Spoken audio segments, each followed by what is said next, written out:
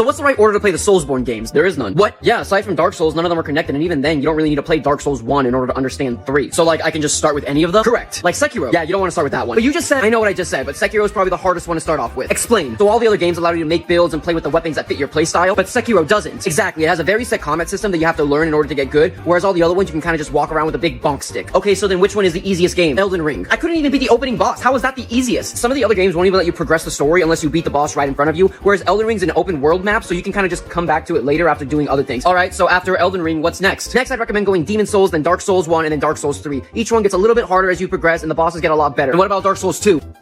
Are you okay? After you play Dark Souls 3, you're gonna play Bloodborne, but this is gonna be a little bit difficult. Oh, why? Is like the combat more difficult? Well, yes, the combat is much faster and more aggressive, but that's not why. Then why? Bloodborne is only playable on a PS4. What? Yeah, so unless you have one of those lying around, you're kind of out of luck. Do you think it'll ever get, like, remade? Never. Why not? Because despite how hard and frustrating these games are, the #1 way they make us suffer is by forgetting about Bloodborne. What the fuck?